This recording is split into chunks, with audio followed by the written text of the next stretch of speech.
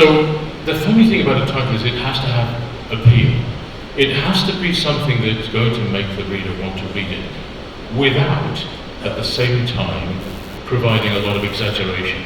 So you could entitle your paper, "The Answer to Multiple Sclerosis," but that's not really a very acceptable thing to do. So you have to say, you have to be strictly correct about what you're saying you've found, whilst at the same time pepping it up a little so that it actually looks like it's something worth reading. So people used to write papers entitled things like "Observations on the Adrenal Gland," and that's not going to do it these days, really, is it? So the idea is to get the reader hooked, and in particular you're thinking about getting the editor, because it's the editor that's your first obstacle, getting the editor hooked. And then it really is a very important paper, so a part of the paper. So I usually produce, just write something like a holding title, and then actually come back to it at the end and try and find something that has a bit of grip. The abstract, by the way, shouldn't have any references. That's a really common mistake, don't try and do that. Title styles take different formats, and you just have to follow the instructions of the journal, because some journals are very precise about this. You might have a two-part descriptive, which is the importance of early treatment with tranexamic acid in bleeding trauma patients, and exploratory analysis of the CRASH 2 trial. And this is sort of title that you might be required to produce by journals like British Medical Journal and people like that, because they're very earnest and serious, and they want everything to be absolutely precise. There are declamatory titles which are good in as much as they get the editor's attention, but you might find the reviewers slapping you down, saying you're claiming far more than you're entitled to claim. So you can say something like, "This sort of receptor inhibits inflammation and preserves the intestinal barrier in inflammatory bowel disease." But somebody else could produce a paper which contradicts that, so that is kind of dangerous, actually. The modest things I think we should probably go for a bit less. Evidence for, observations on, and that sort of thing.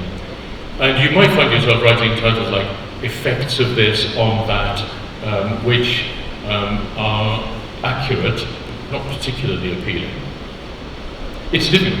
There's no answer to this. You just have to be as creative as you can.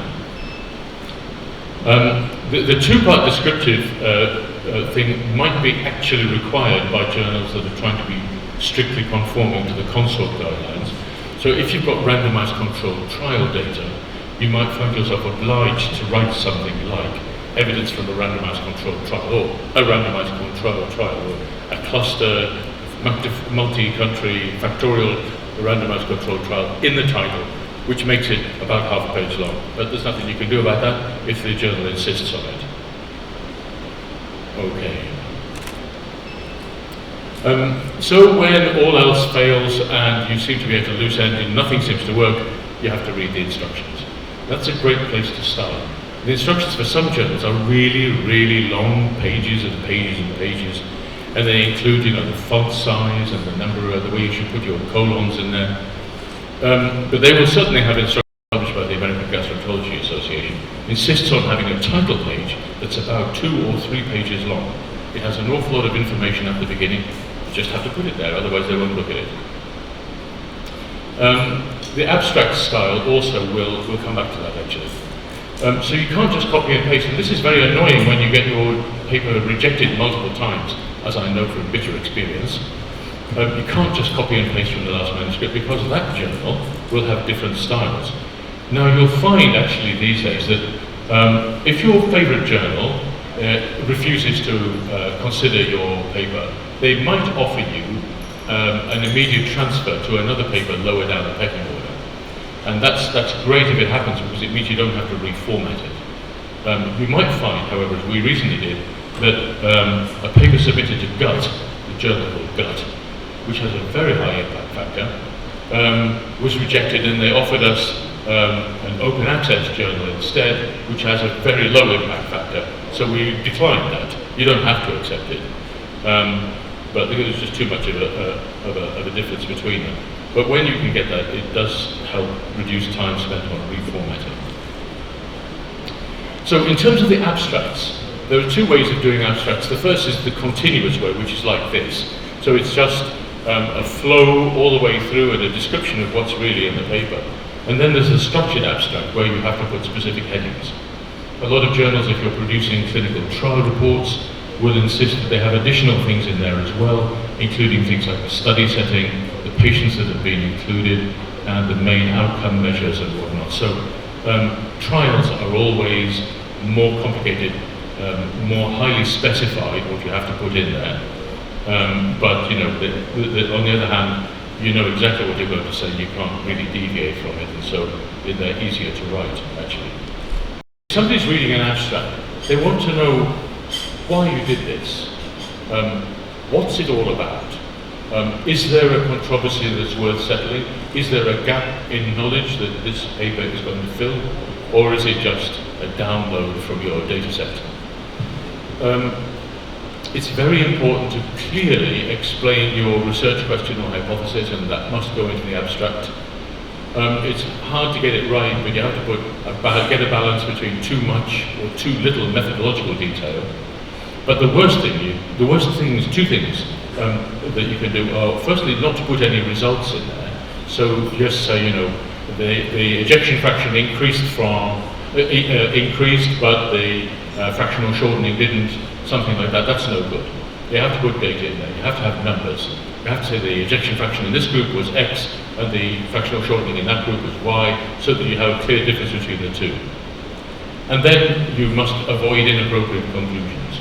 So it's very easy to get carried away and say, well, I studied adrenal insufficiency, which shows that the adrenal gland is really important for human physiology. Obviously, your paper's not going to show that, unless you actually went about doing something pretty much unethical. So you have to be very careful about that. Your conclusions should be drawn from the data that you present, not everything else. A little point about keywords. So what happens after publication? So after publication, if you want to get your paper cited, if you want to have it appear on PubMed, which is, or there are a couple of other things like Google Scholar and so on, but PubMed is the benchmark for. You do it more often, you probably have a way, but also each journal has its own requirements. Yeah.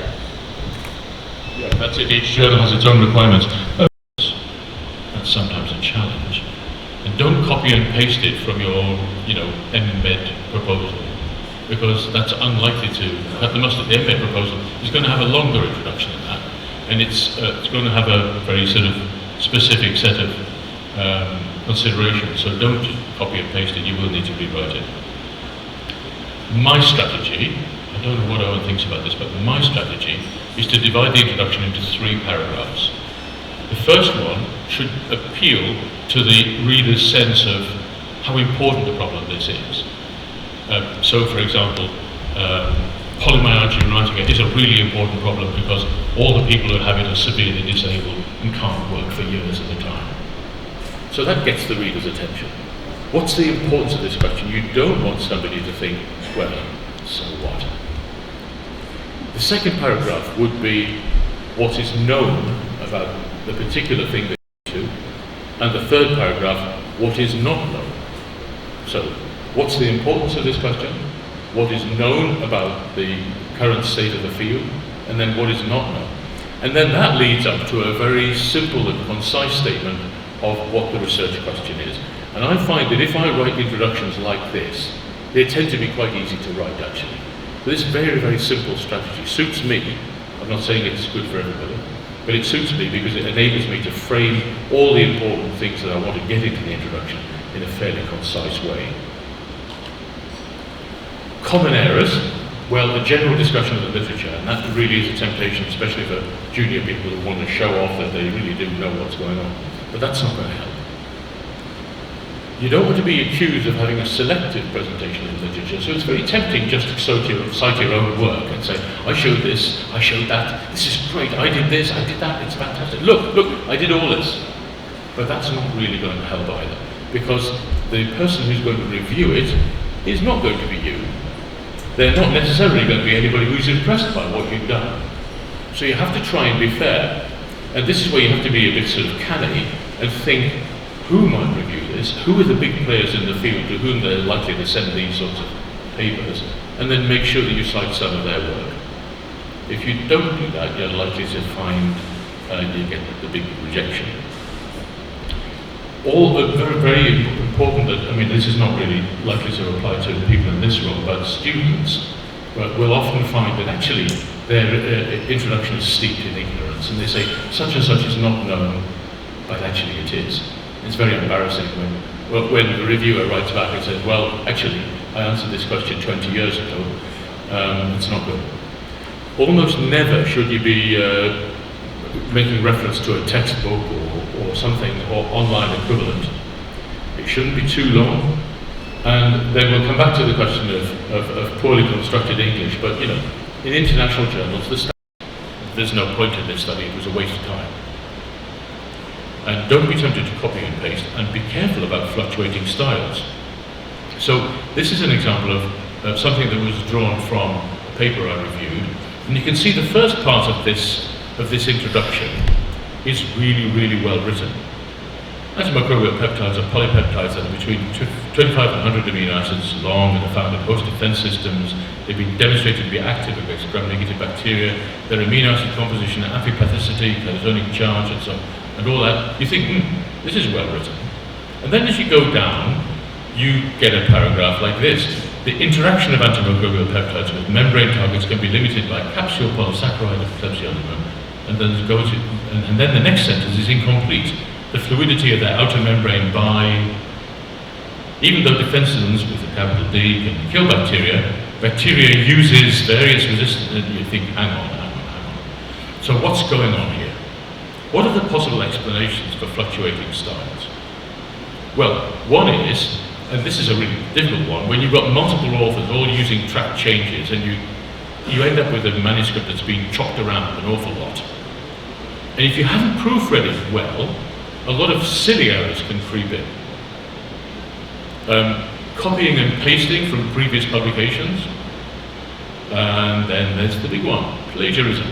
So it seems very likely that the person who wrote this paper copied and pasted that really elegant, beautifully previously published text on top of this gobbledygook, and then you look at your paper, the reviewer looks at the paper and says, something very wrong with this, and it gets rejected straight away.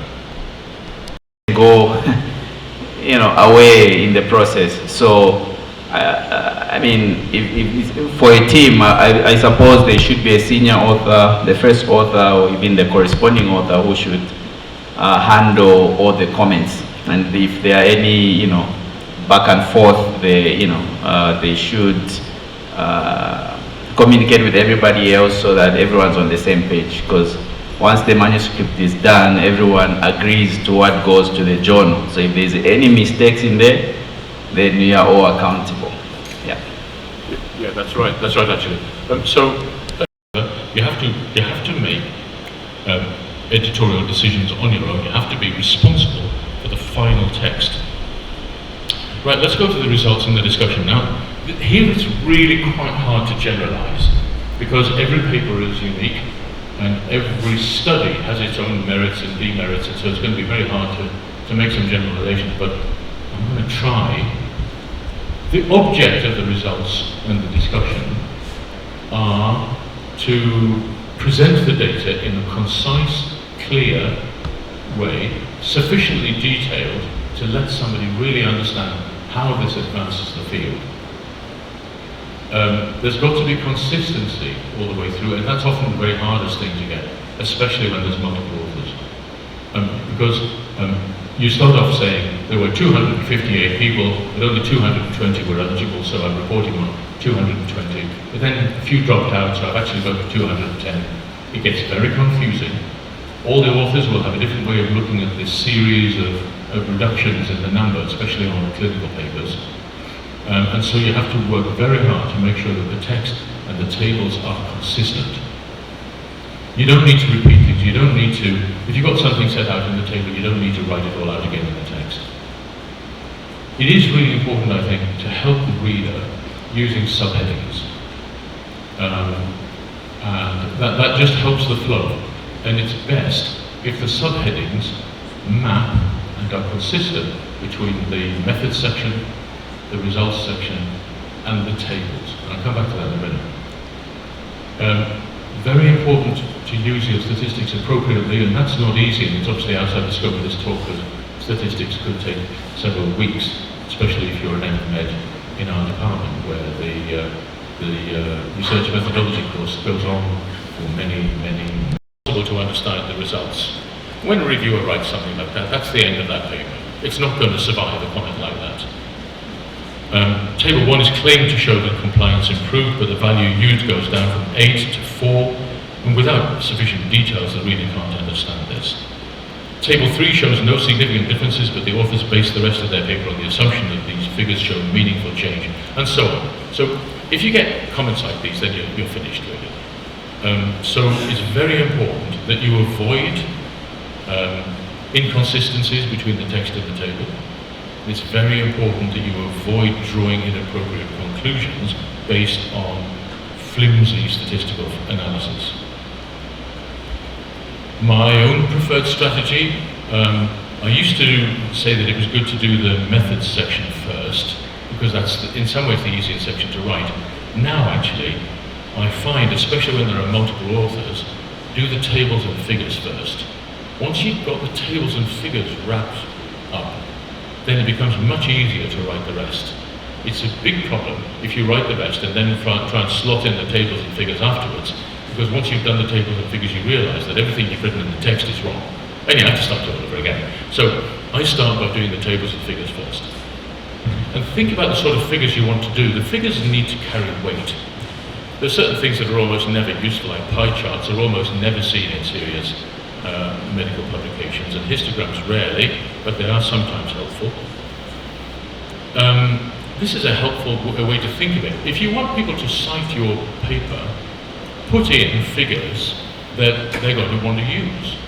So, if you're going to give a lecture, you'll find that, there's a figure from so-and-so's paper. If I put that figure in my presentation, it says a lot. It conveys a real message. If you're the person who can produce that figure, which is going to illuminate something very important in your area of study, then you're going to get cited. And that's good. Again, divide the results into sections with subheadings. About the tables and figures, they're supposed to be self-explanatory.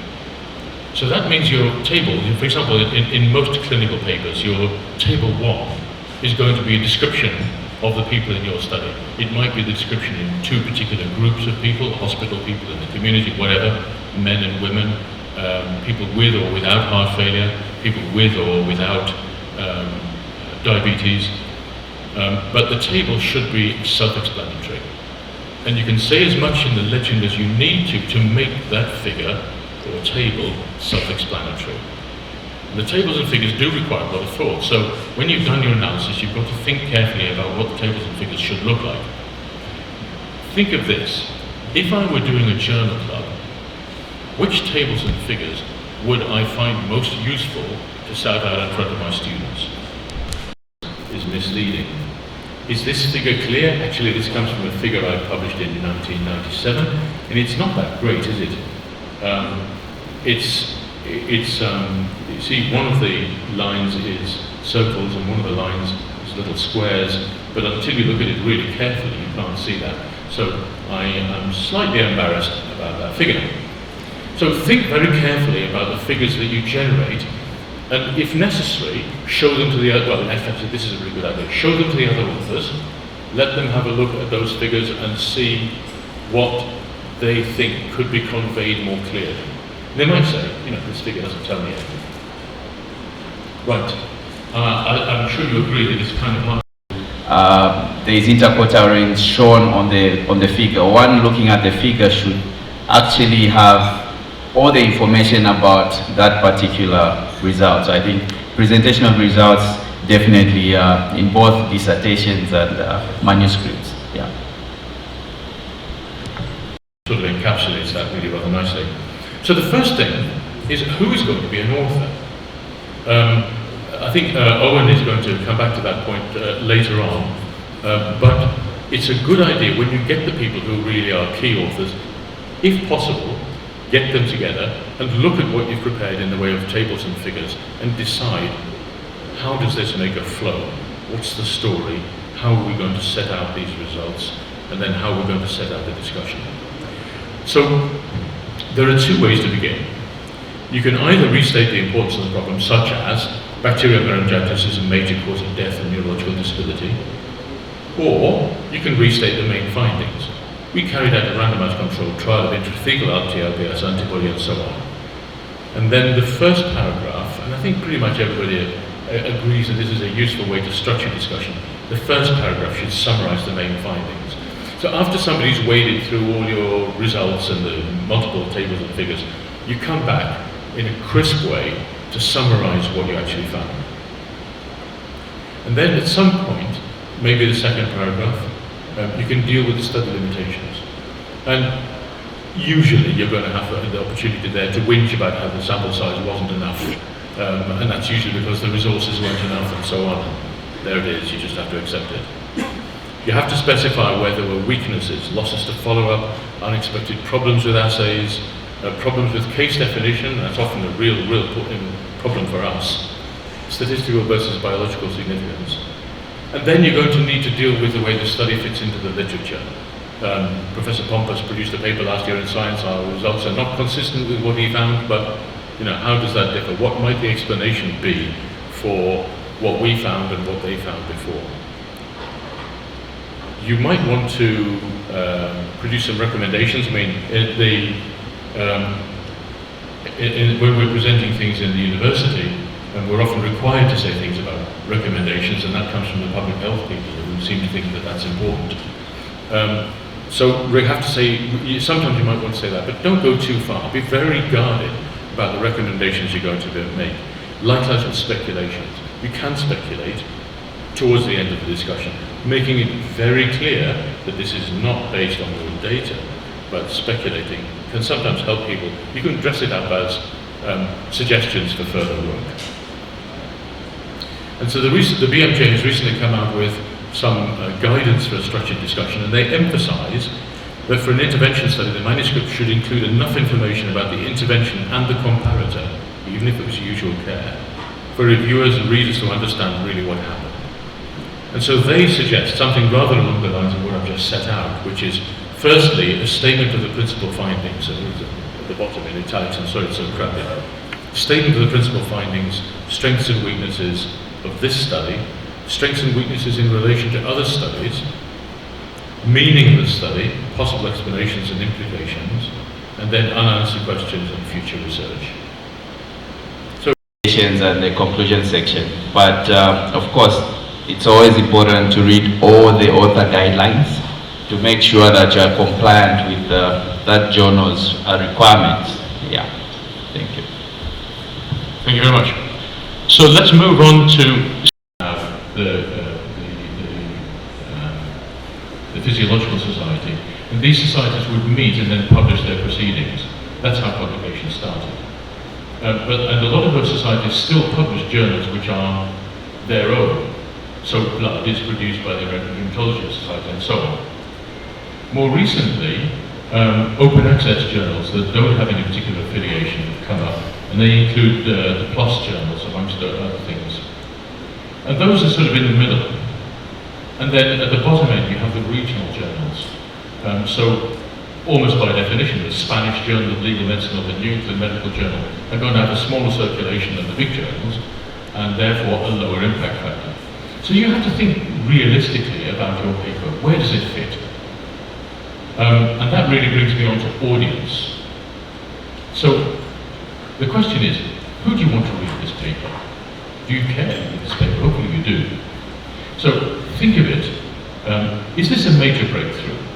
Is this something that you think all doctors everywhere might want to read? If you've suddenly developed some really, really impressive new therapy for an important disorder, then you're going to want to get it published in the highest possible impact factor journal.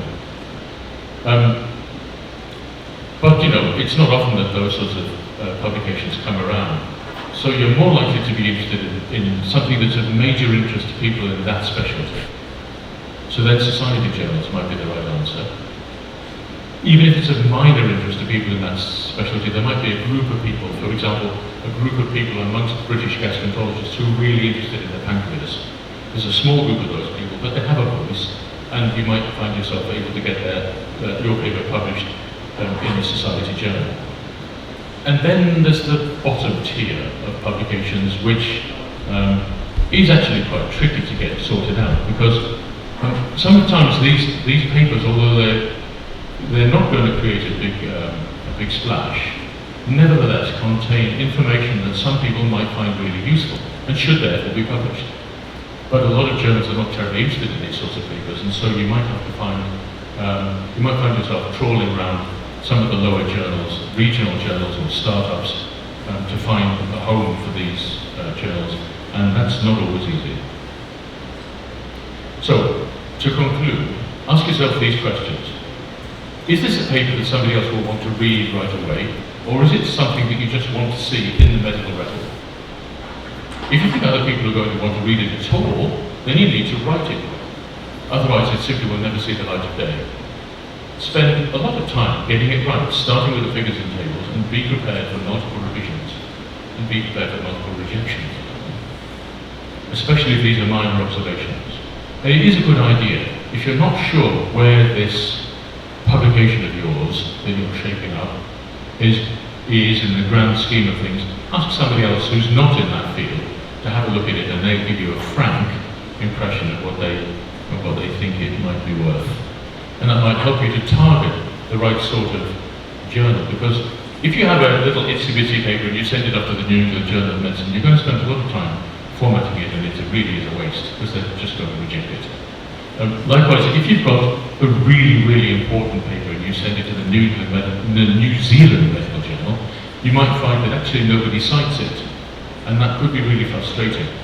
So it is important to try and match your paper with the right sort of journal, but I have to say, it's not easy, and I know that from experience. Experience is the result of good judgment. Good judgment is the result of experience. Experience is the result of bad judgment. And I've done a lot of that in my time. And on that note, I'm going to hand over to Owen, who's going to take over for the second two parts of. It also has been found to be useful in reducing language barriers. There's lots of very good papers published in non-English journals.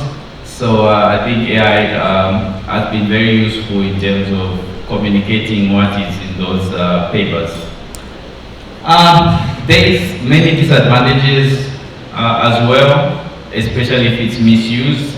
So it's likely to plagiarize. So don't get whatever you get as gospel truth. You may think it's a good summary and you just get it and slot it into your manuscript, but that paragraph may be exactly what is in a published article, and if that is caught during the review or the checking, there are these checks before it goes to the editor, then you may find that you plagiarized. AI can make false statements. It's not human, so it will just pick patterns and then it will give you something. You need to verify what you get. It may not be the gospel truth, or there could be confabulations or mixing of different ideas in one thing, so don't take it as it is. Of course, if data that was previously published is biased or false, AI use may disrupt the topic of inquiry. So if a lot of people use AI to search on that topic, they may be misguided if there's false information. You may think that's the direction, but if you haven't paid attention to the details in the published work, it means that we may all be skewed to the wrong path. The other thing is tricks you can use to see if someone used AI to write their manuscript or some document, because you find that the title is different from the author. So it will ask it to give you references on that particular subject. It will give authors a different title from another study, a different year, so it will mix up things. So, and if you just use it the way it is without verification, you can make a very huge mistake. Data from AI can capture data online. So you can capture data from, you know, a newspaper article, not really a peer-reviewed article from a journal. So it will mix up a lot of things. So and we know what is in the, you know, in the newspapers. It's not peer-reviewed. It's not always right. So that's less credible sources. The other thing is on the researcher themselves. So the more you use AI, it's very good. It really helps, but you can lose your critical and analytical thinking and your writing skills, because you become so used to using AI. You just type a few things, it captures things, gives you go and shine somewhere, very good English, but you know, you can't really conceptualize, can't think critically, and you can't write. So, but you can speak. So I'm speaking, maybe I can't write, so I don't know. So anyway, also, there is a hindrance of proper scientific inquiry due to AI abuse. So there is what is known as paper mills. These are companies, predatory journals, companies that use AI to come up with a topic, generate data, fake data of course, and publish articles. And people will cite those articles, or AI will cite those articles. So that's one aspect that is a huge disadvantage, because you can find something from AI, but it's being picked from predatory journals. Yeah. So I think there was a debate when AI became very common about whether you should indicate it as an author, because it helped to write the manuscripts. So currently that's not a very welcome topic, because there are specific requirements for authorship. So all these 4 items should be there for you to qualify as an author, or at least one of them, which is substantial contribution to conception, design of the work, acquisition, analysis, and interpretation of the actual data, not the fake data from fake sources, drafting, reviewing the work for intellectual content, final approval of the work to be published. You cannot ask AI to approve a manuscript for publication. And accountability. So if something goes wrong, you cannot say, no, it was because of AI. So it has to be a human being to actually. So AI doesn't meet these criteria. So I don't know, at this point, I think Prof. Kelly has myself, but it can be extremely helpful. So for example, in the near future, I have every intention of using AI to help me check whether I have correctly summarized the literature about a particular point, especially when it's not something in your primary area, but you need to refer to it in your manuscript. Very helpful to get AI to see if you've missed something out. But then you have to check it. So that verification step is really crucial. I mean, just as you would for anything else, actually, if your student says to you something that you didn't know, you say, oh, that's interesting, just check it first, because they might have got the wrong end of the stick. And you would do the same thing with AI. And the last point that you've raised about authorship actually is a generalizable point. Let me tell you a story about a guy called Chamberlain, who was a professor of obs and gynae at St George's Hospital in London. And he had a student who fabricated data. But he was in the habit of taking senior author credit for lots of papers coming out of his department in that hospital, because he was head of department. I hope I got the name wrong, just in case I'm libeling someone. What happened was that somebody started in his department, actually started just making up data. And he thought, this is great, the paper went up for publication. A couple of years later, when the fabrication was detected, he ended up losing his job. Because it's very important that you, exactly as Owen has put here, you have accountability for the work that's in that paper. If you can't account for it, you need to think to yourself, am I running a risk here of reputational harm? Could I actually be held accountable for somebody else's mistake? And that's just as true for AI as it would be for fraudulent student who's making up stuff. So just be really careful about this. You have to verify what's going on, because it's your reputation that's on the line when you're publishing a paper. Thank you very much for that. I think on the authorship part, I think there's lots of, especially guest authorship, not so much ghost authorship.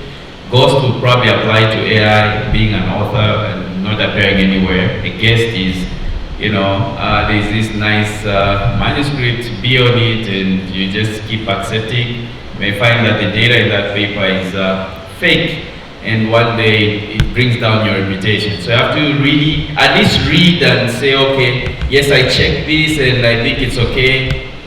So that later on, because you cannot say, no, I actually didn't read it. You have to take accountability. So let's take time to get a manuscript, make sure all the authors read and agree.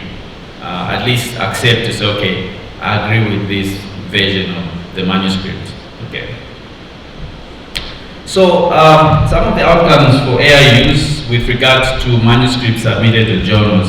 So journals currently have AI detectors that they but maybe use AI and did not properly acknowledge. And then of course if your manuscript is already published, it can lead to retractions, which is not good as well. Reviewers also, currently some reviewers use AI to review manuscripts. It's not a good thing. So if you are asked to review, either you have time to review or you don't. If you don't have time or it's not in your area of expertise, just reject to review. If you accept to review, you should review them and don't use AI. So you may find that you accept, another reviewer accepts, and you both submit the same report using AI. Which has happened before, so and it brings down your reputation as a reviewer for a particular journal. Okay, and of course there will be errors in the report. I've seen reviews even from ethics committees. I don't know, there are some reviewers who use AI, and I could detect to say, okay, this reviewer was using AI. There are parts of the review that you can say this is not a human being reviewing this submission. So what are some of the ethical uses of AI? I know we've used that most of the time. This is my second last slide. So you have to disclose the use of AI in the methods or acknowledgement sections. If AI was used to generate or pick data from, you have to, in your methodology, it has to come and say, this AI tool was used at such and such a time to obtain this information. Also in your acknowledgement section, you need to describe when and how you use the AI. Verify your AI outputs, very, very important. Whatever the content, read it again. If possible, rewrite it in your own terms, but verify the actual original source of the data. Check copyright, intellectual property information. You may find that you use information that if you actually went to the actual paper, there is certain information you cannot use. So you may find that AI will just give you and you include it, then it lands you in problems. Check the appropriateness of the references to ensure they align with the text. So to be a wrong reference for a wrong, maybe the right write-up, but the reference is wrong, which means where did that come from? So that may be common with AI use. Include full in case you use AI. Same as the methods, we usually have make sure all the details are in place. Then check the guidance for the journal. They may not approve use of AI, or they may approve use of AI in